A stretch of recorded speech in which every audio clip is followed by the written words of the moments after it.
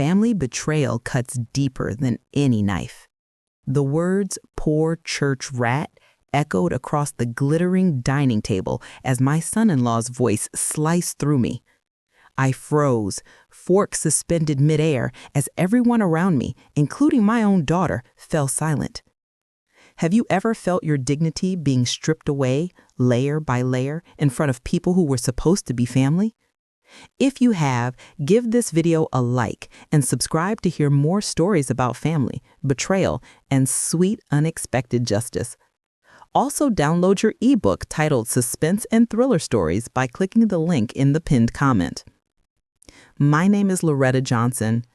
At 63, with silver-streaked hair and hands worn from 35 years of teaching elementary school children in Baton Rouge, Louisiana, I never expected to become the center of a family drama that would change everything. My life had always been modest, but rich in what truly matters: faith, community, and the love of my daughter, Tanya. "Mama's always been like this," my daughter said with a nervous laugh, refusing to meet my eyes across Calvin's mother's imported marble dining table. "She doesn't need fancy things." Calvin, my son-in-law of just 18 months, smiled with perfect white teeth that never seemed to reach his eyes. "That's what I love about Loretta. Living in that same little house all these years, driving that old car, wearing those charming church outfits. A true testament to living simply." His mother, Evelyn, nodded approvingly from the head of the table. Her diamond earrings caught the light from the chandelier as she studied me like I was an unusual specimen in a museum display. "It's admirable," she said, her voice honey-coated with condescension. "Not everyone needs to keep up with the times." I placed my napkin carefully on my lap, smoothing out the wrinkles with fingers that trembled slightly. The weight of their judgment pressed down on me like a physical thing. In that moment, I understood what it meant to feel small, invisible, worthless. But what they couldn't see, what they would never understand, was that a person's worth isn't measured by the size of their home or the price tag on their clothes. Where are you joining us from today? I'd like to know which part of the world is hearing my story. Drop your location in the comments below. That night at the dinner table was just the beginning. What none of them realized was that 3 months earlier, I had made a decision that would turn their world upside down. A decision I kept close to my heart, like a secret prayer. You see, my late husband, Thomas, always told me, "Loretta, the Lord works in mysterious ways, and sometimes He saves the best surprises for those who stay humble in spirit." After 30 years without Him, I was about to discover just how right He had been. I never could have predicted how quickly things would change between Tanya and I after she married Calvin. My sweet daughter, who once called me every day, now seemed distant, like she was standing on the opposite shore of a river that kept growing wider. "I'm just busy, Mama," she'd say when weeks passed without a visit. "Calvin has all these business dinners, and I need to be there to support him." Little did I know that evening of humiliation would be the catalyst for revelations none of us were prepared for, especially not Calvin and his mother with their designer clothes and carefully crafted masks of superiority. I first met Calvin 3 years ago when Tanya brought him to Sunday dinner. My daughter was glowing, her eyes bright with that unmistakable light of new love.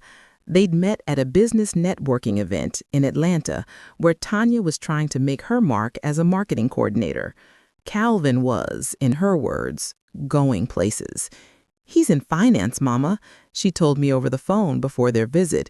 "He manages portfolios for some really important clients." I'd prepared everything just right. My famous pot roast with garden vegetables, freshly baked rolls, and sweet potato pie. My modest living room was spotless. Family photos arranged on the mantle, fresh flowers from my garden on the coffee table.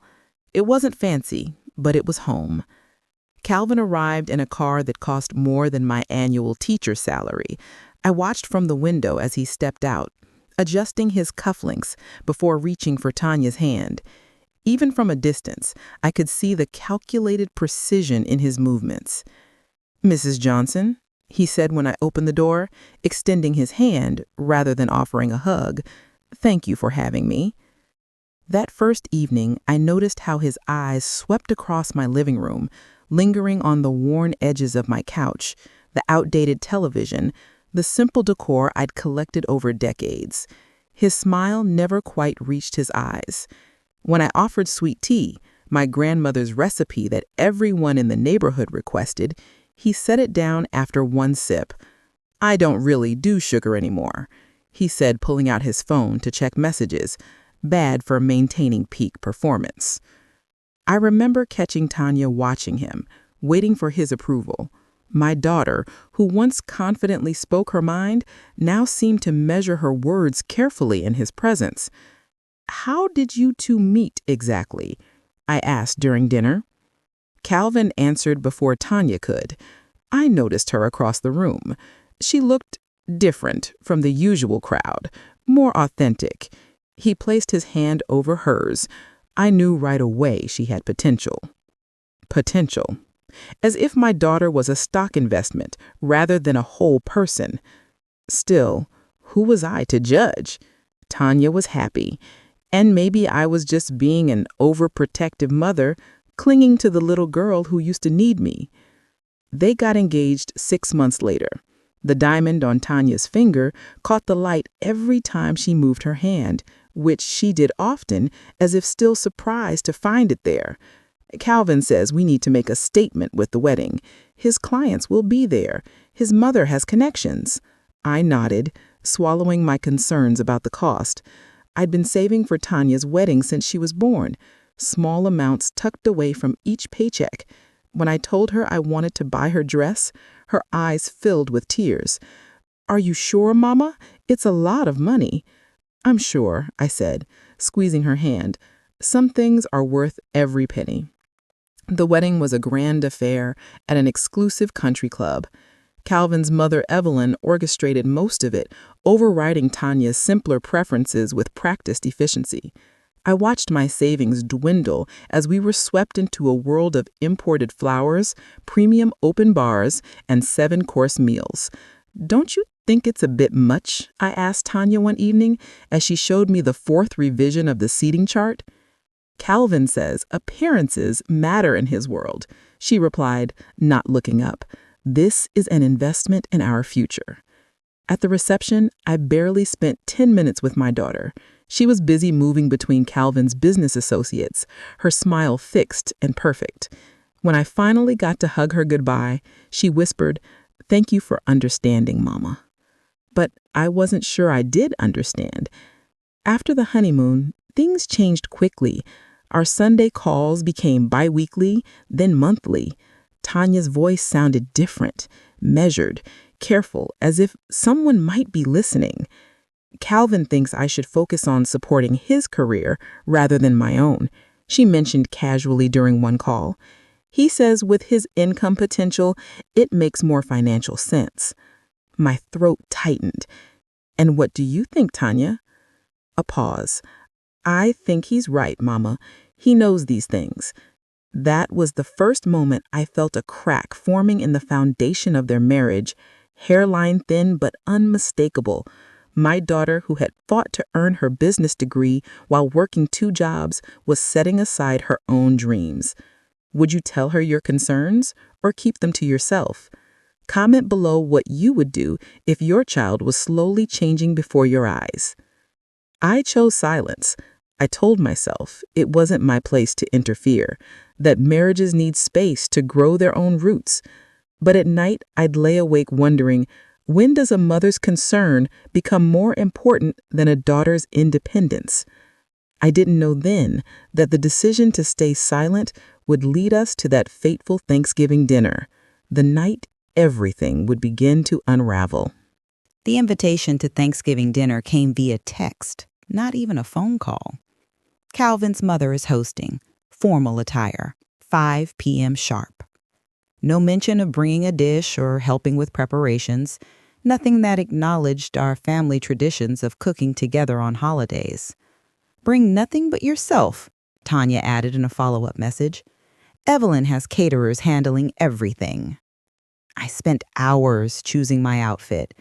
A navy blue suit I'd worn to church on Easter, my good pearl earrings, and a matching hat that had been admired by my fellow teachers at my retirement party. I even splurged on having my hair done at the salon, something I rarely indulged in.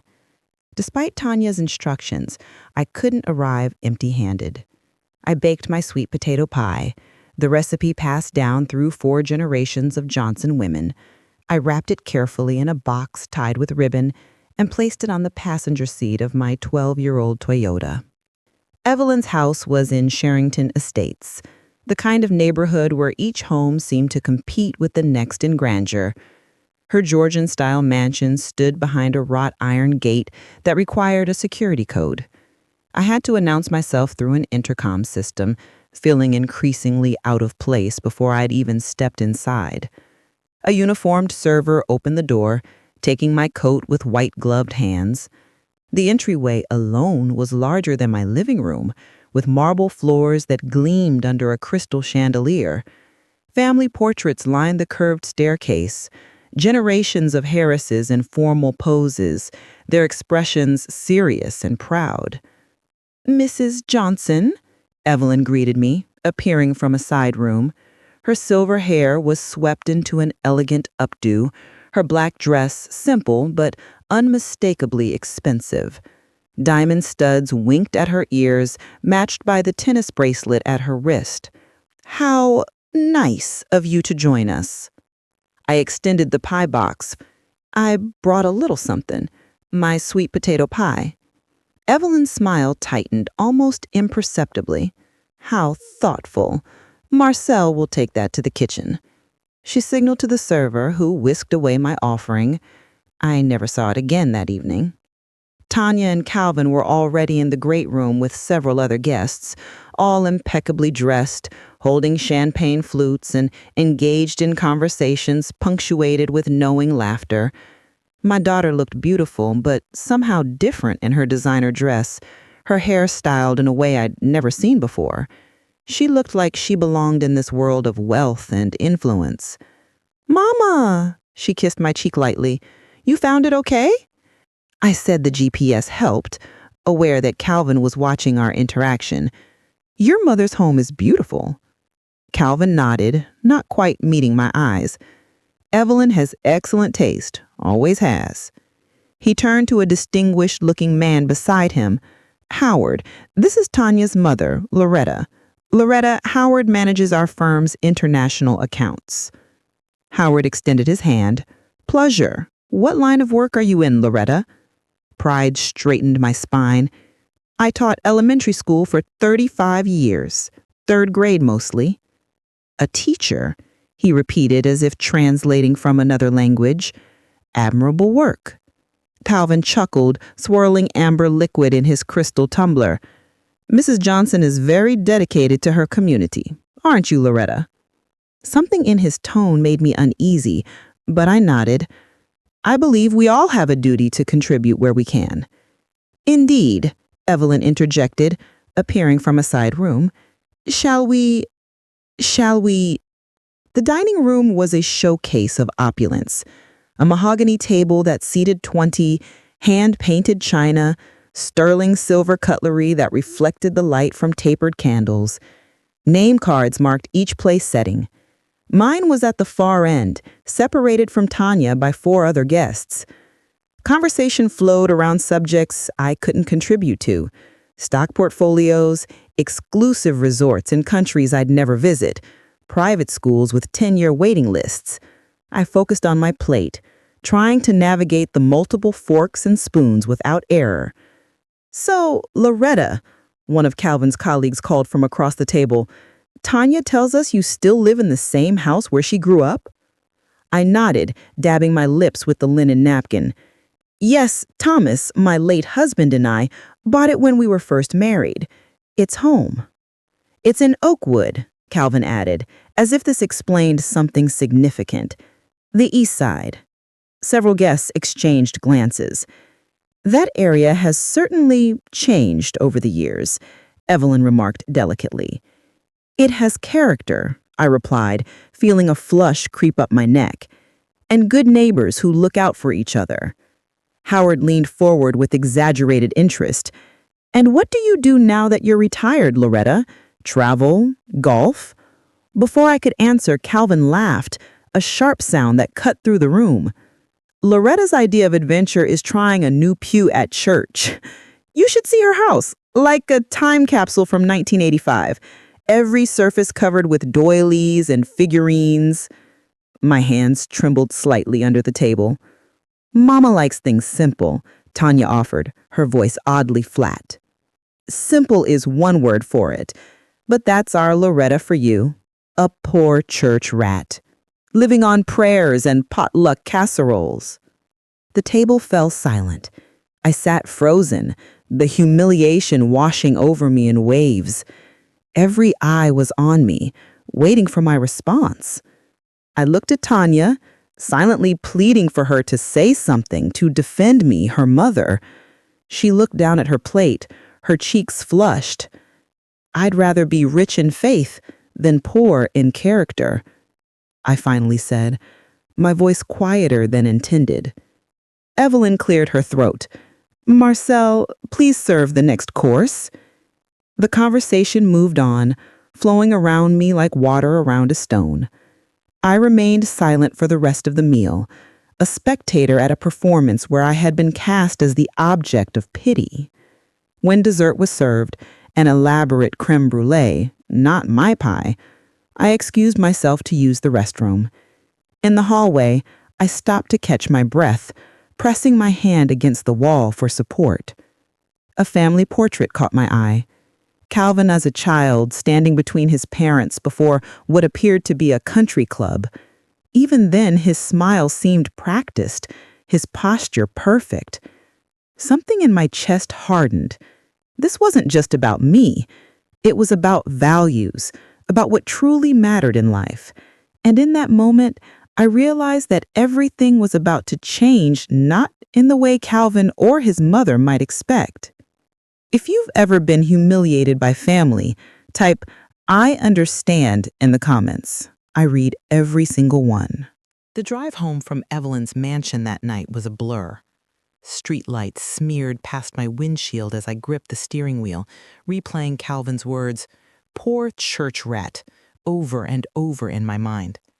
But more painful than his mockery was my daughter's silence. Tanya, who once defended a classmate against bullies despite being outnumbered, had sat mute while her husband ridiculed me. I was halfway home when my phone rang. Tanya's name flashed on the screen. I pulled into a gas station parking lot to answer. "Mama, I'm sorry about tonight," she began, her voice tight. "Calvin had too much to drink. He didn't mean anything by it." My throat constricted. He knew exactly what he was saying, Tanya. He was just trying to be funny. His humor can be different. She paused. "Please don't make this into something bigger." "Make this into something," I repeated, disbelief coloring my words. "Your husband humiliated me in front of everyone, and you said nothing. What was I supposed to say?" A defensive edge crept into her voice.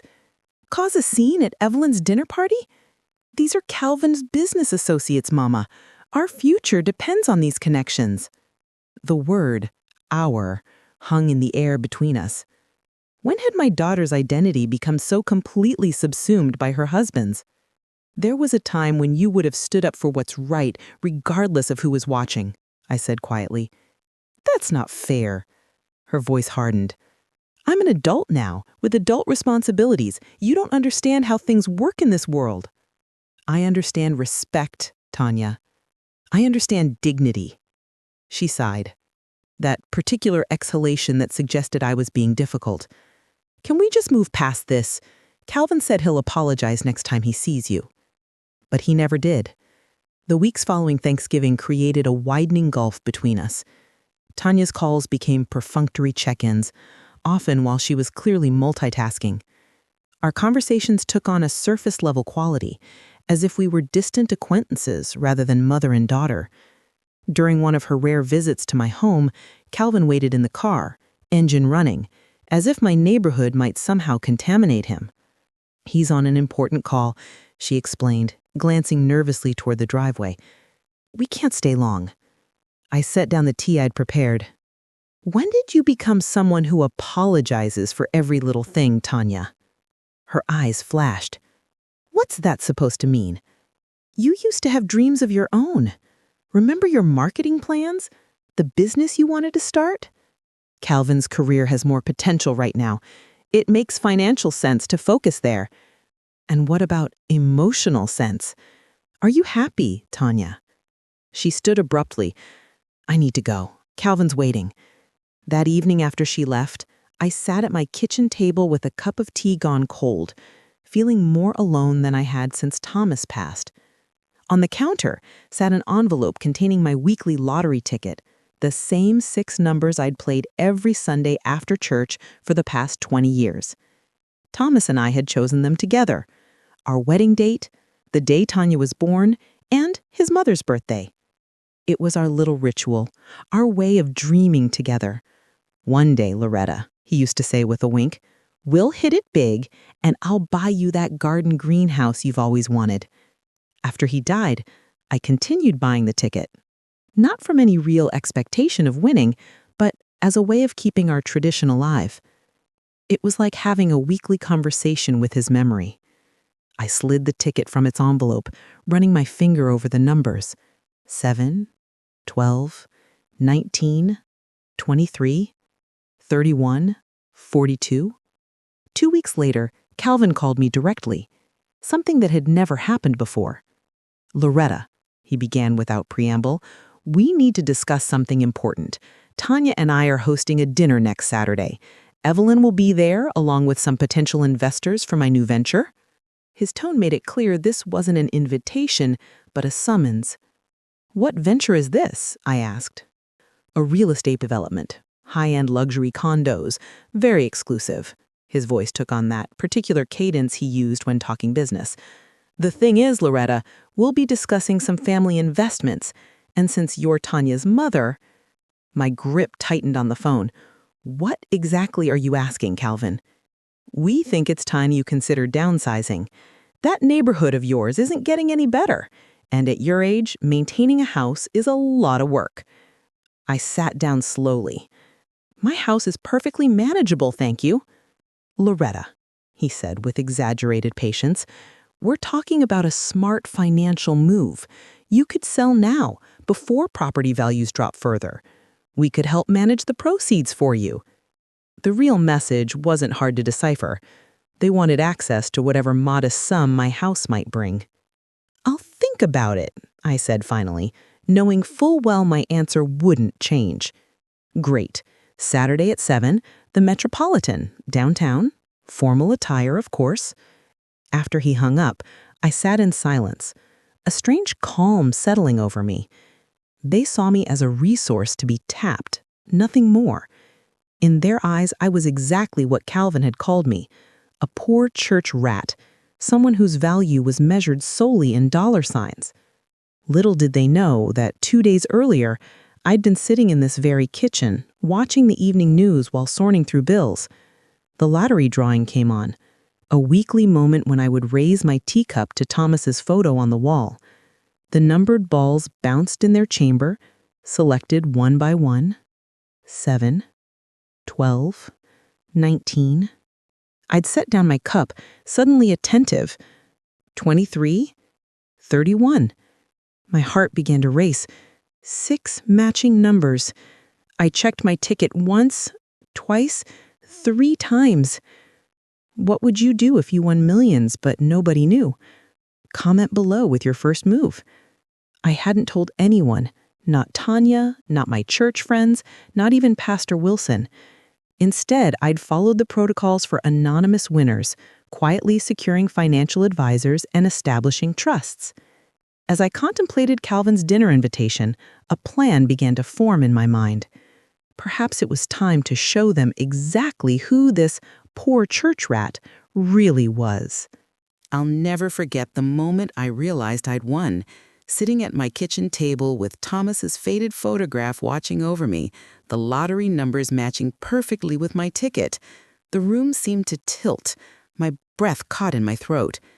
"Thomas," I whispered, "you old dreamer. You were right all along." My hands trembled as I double-checked, triple-checked the numbers. $42 million, a sum so large I couldn't properly wrap my mind around it. My first instinct was to call Tanya, but something held me back. The memory of her silence at Thanksgiving dinner, the growing distance between us, Calvin's dismissive smirk. That night, I slept fitfully, waking every hour to check that the ticket remained safe in the envelope I'd taped to the underside of my dresser drawer. By morning, I knew what I needed to do. The lottery office downtown was housed in a glass and steel building I'd passed 1,000 times but never entered. I dressed carefully, not in my Sunday best, but in simple, unremarkable clothes. A widow claiming a modest prize wouldn't draw attention. "I'd like to claim my winnings anonymously," I told the representative, a kind-faced woman with reading glasses perched on her nose. Her eyes widened slightly when she verified my ticket. "Mrs. Johnson, this is a substantial sum. You'll want proper financial advice before proceeding." "I'm aware," I said, surprising myself with my calm, "and I'd prefer complete confidentiality." The following weeks passed in a flurry of meetings with attorneys, financial advisors, and trust managers.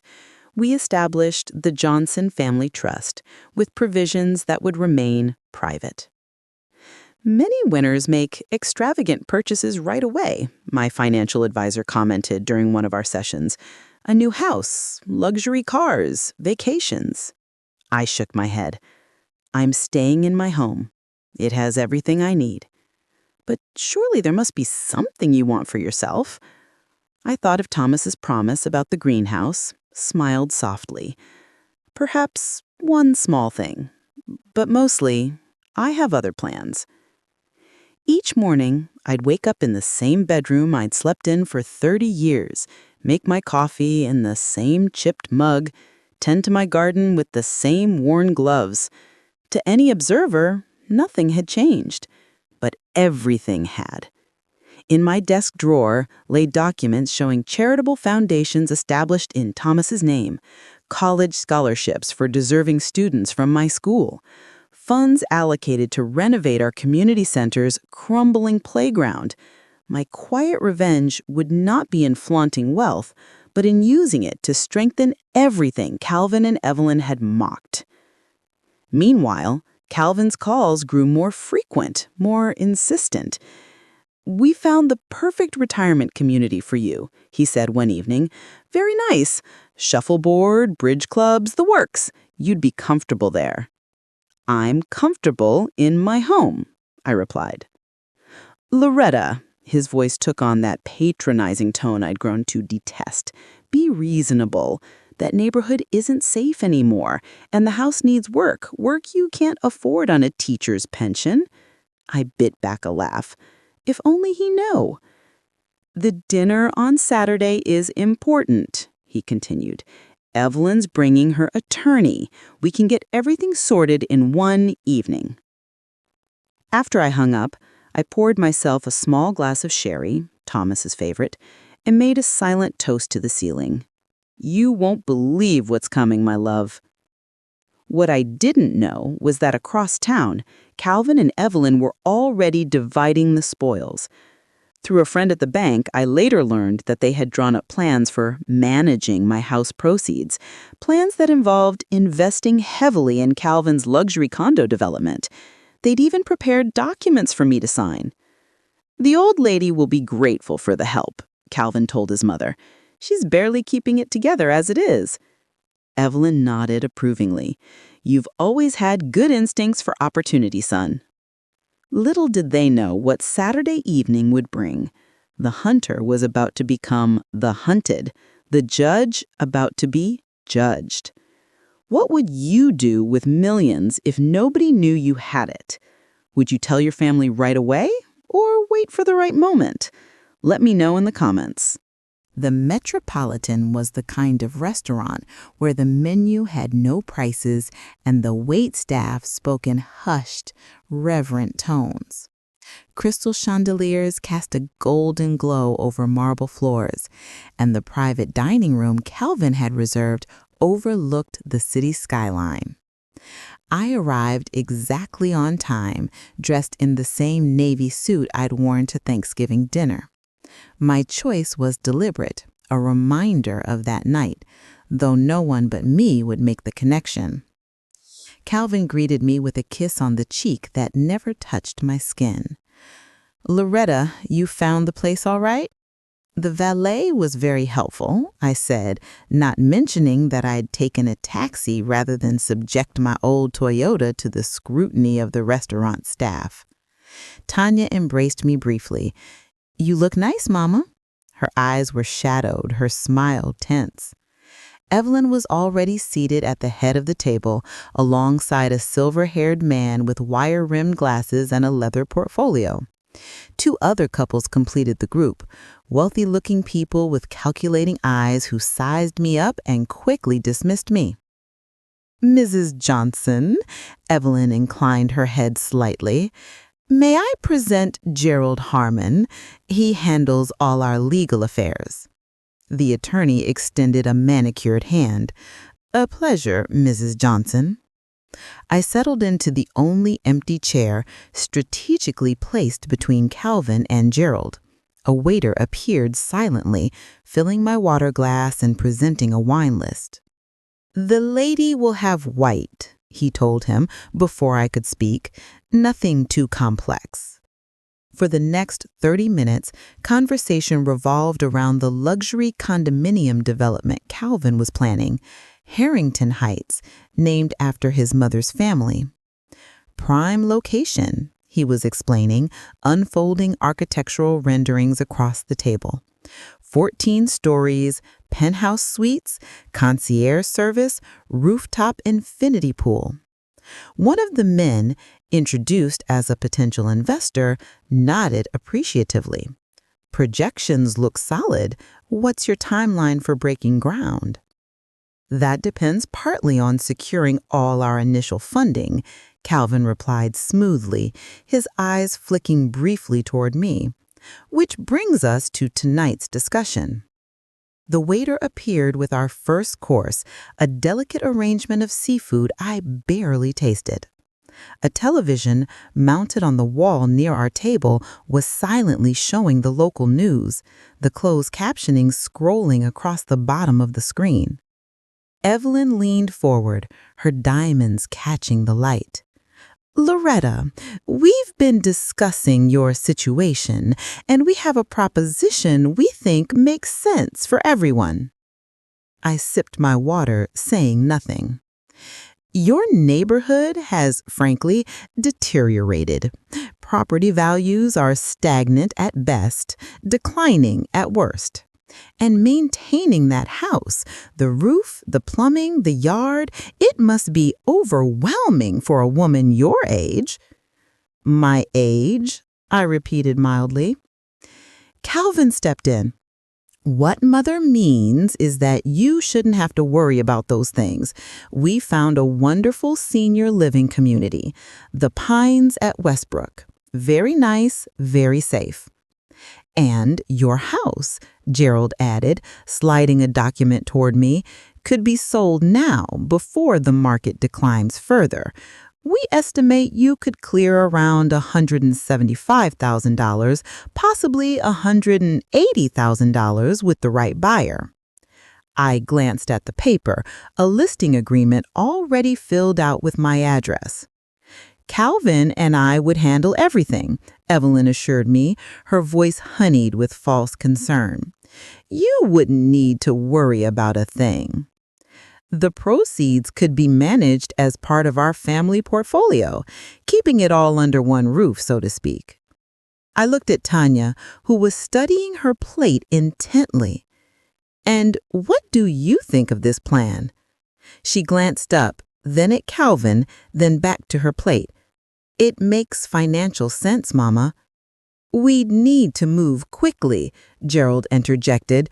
The market is unpredictable, and these retirement communities often have waiting lists. How quickly? I asked. We could have papers signed tonight, he replied, patting his portfolio. I've brought everything we need. The sooner we list the property, the better. I felt a strange sense of calm settle over me, like the eye of a hurricane. The audacity of their plan, the assumption of my compliance, the way they'd orchestrated this ambush, it should have angered me.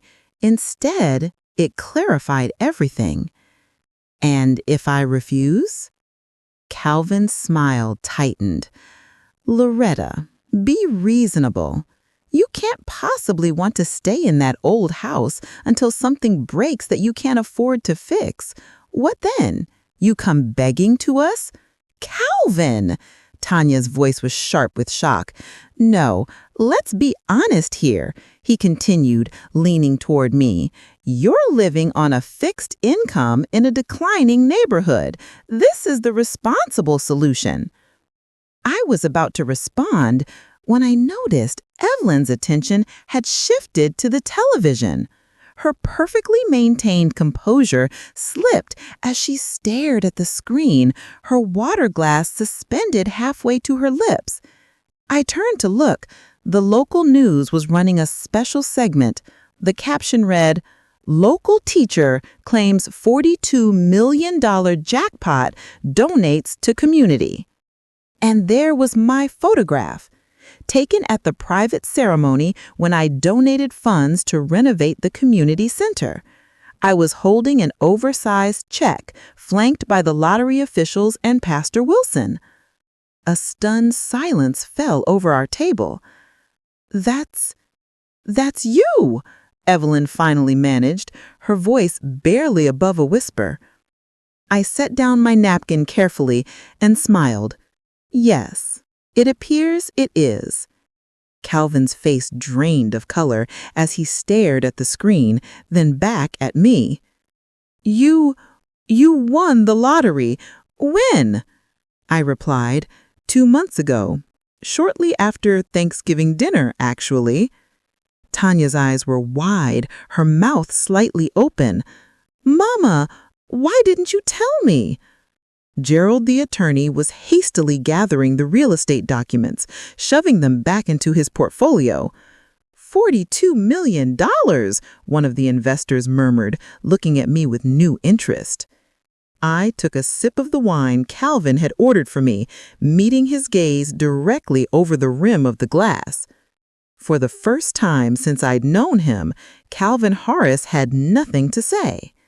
If you've ever wished for a moment of perfect justice, drop a heart in the comments. Sometimes the universe delivers exactly what's deserved. The silence that followed lasted only seconds, but felt like hours. Calvin recovered first, his shocked expression morphing into a tight smile. "Well, this is incredible news," he said, forcing a laugh. "Loretta, you should have told us. We're family." Evelyn's manicured hand reached across the table toward mine. "Absolutely wonderful news, dear. Simply wonderful. What a blessing." The transformation was astonishing. Their contempt replaced by calculated warmth. Their dismissal by sudden interest.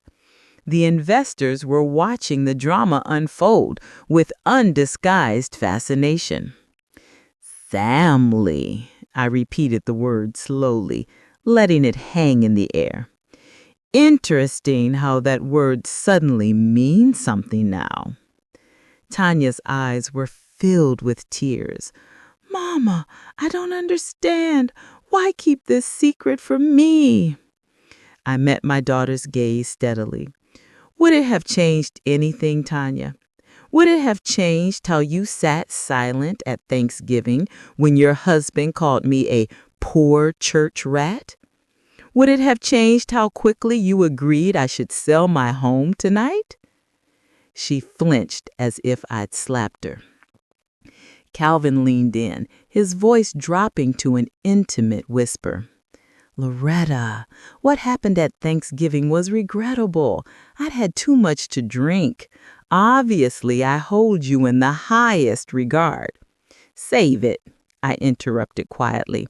I may be old, Calvin, but I'm not a fool. Gerald cleared his throat awkwardly. Perhaps we should reconvene another time to discuss. There's nothing to discuss, I said firmly. My financial affairs are in order. I've established trusts, charitable foundations, and investments that align with my values. But surely you'll want professional guidance, Evelyn interjected. Calvin has connections to the best financial advisors in the state, people who handle real wealth. The condescension in her voice, still there even now, made something snap inside me.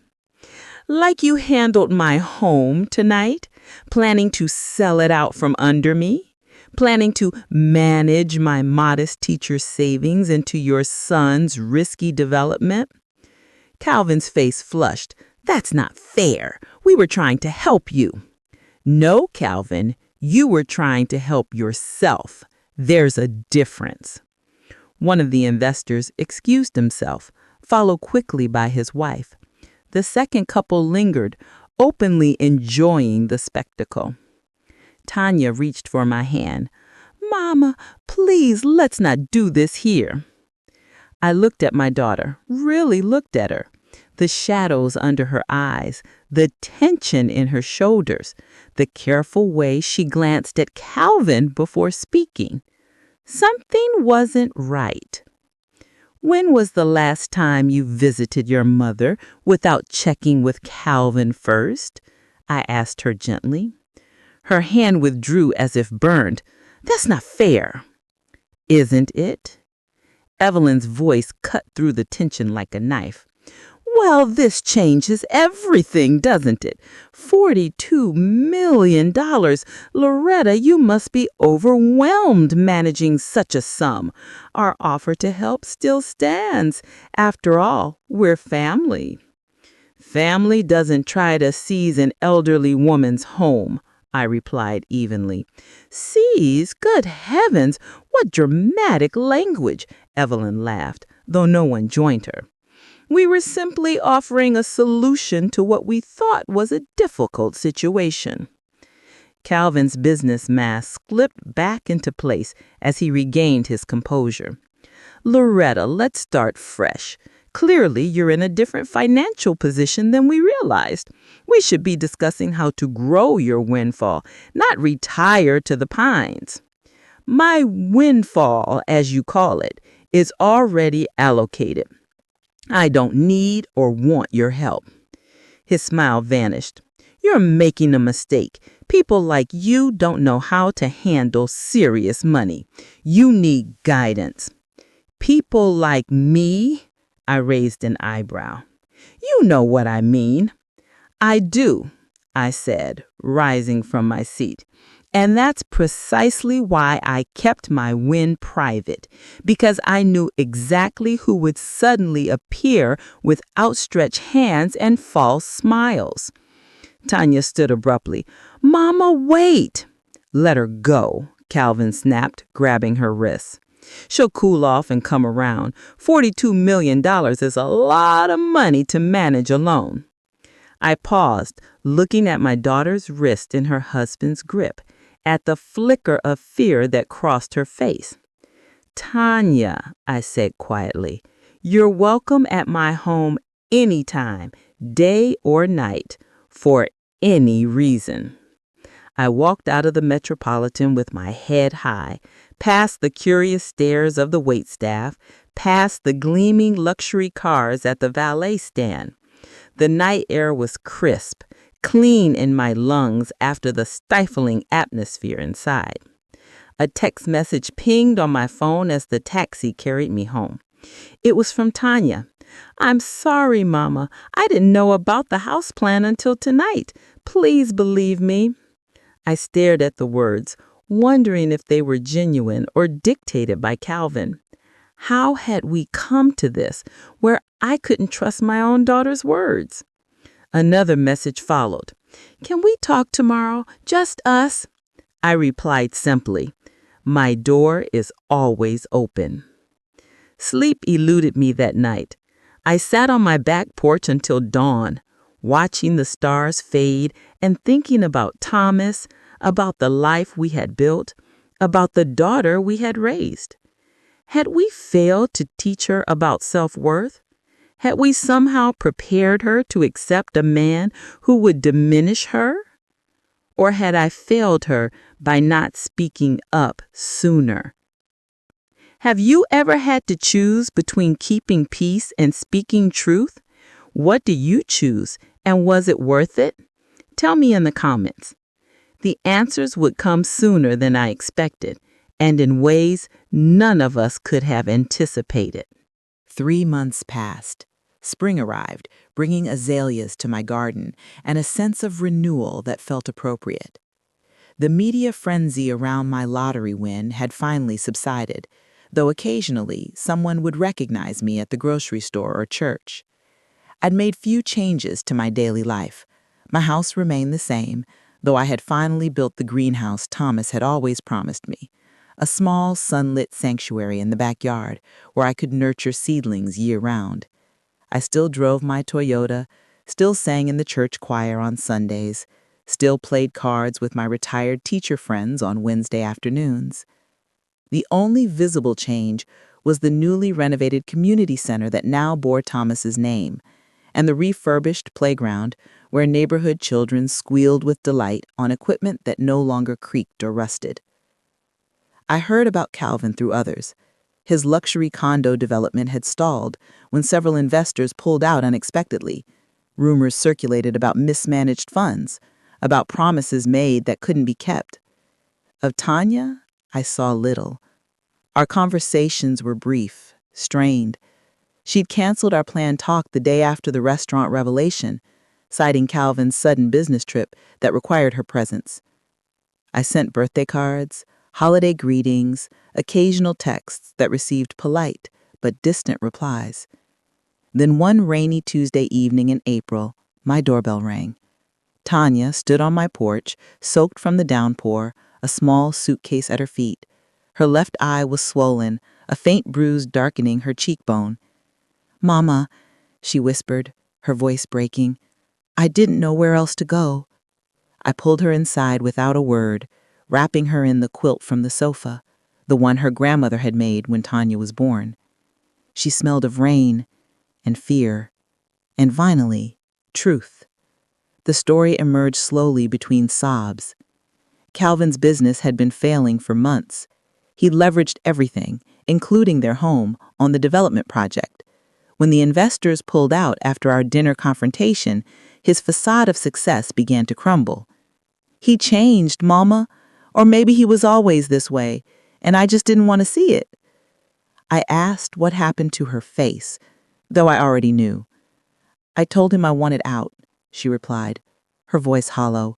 "I found bank statements, loan applications with my signature that I never signed. He's been forging my name, taking out credit cards in my name. When I confronted him," she gestured to her face. This was his answer. My heart broke for her, even as a quiet anger burned in my chest. "You're home now," I told her, stroking her hair as I had when she was small. "You're safe."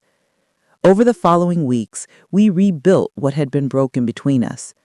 Tanya filed for divorce, got a restraining order, and began untangling her finances from Calvin's web of deceit. I didn't offer to pay her debts. That would have been too easy, too much like what Calvin expected.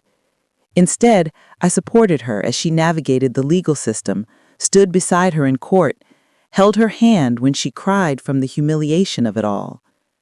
"I should have seen it sooner, Mama," she said one evening as we sat on the porch swing. "The way he isolated me from you, from my friends, the constant criticism, how everything had to be his way. Love makes us blind sometimes, even mothers." "I was so embarrassed, Mama," she said. After that dinner at the Metropolitan, when I realized what he'd been planning with my knowledge, I couldn't face you. Pride is a hard thing to swallow. For all of us. Calvin's downfall came swiftly after that. The SEC investigated his business practices. Former clients filed lawsuits. Evelyn distanced herself publicly, though I heard she'd paid his legal fees. The last I knew, he was facing charges for financial fraud. Tanya found a marketing position with a local firm, moved into a modest apartment near the community college, and began volunteering at the youth center on weekends. Slowly, she reclaimed her voice, her confidence, her laughter. As for me, I continued living simply, though I'd established educational trusts for neighborhood children, donated to causes that mattered to me, and ensured Tanya would inherit enough to live comfortably, but not extravagantly. Most of my lottery winnings went to foundations that would outlive me, supporting the community that had always been my true wealth. One Sunday after church, Pastor Wilson asked me if winning the lottery had changed my life. Not the money itself, I told him truthfully, but what it revealed about people, that changed everything. Money doesn't determine a person's worth. It simply amplifies who they already are. Calvin was greedy and controlling before my windfall. Wealth just gave him a bigger stage for his performance. Tanya was lost before my win. The revelation simply accelerated her journey back to herself. And me? I was the same Loretta Johnson who'd taught third grade for 35 years. The same woman who'd loved Thomas faithfully for decades. The same mother who wanted dignity and joy for her daughter. The lottery didn't change me. It just confirmed what I already knew. True wealth has never been about the numbers in a bank account.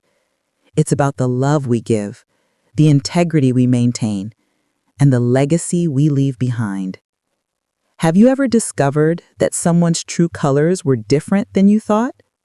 Share your experience if you feel comfortable. Lastly, download your ebook titled Suspense and Thriller Stories by clicking the link in the pinned comment.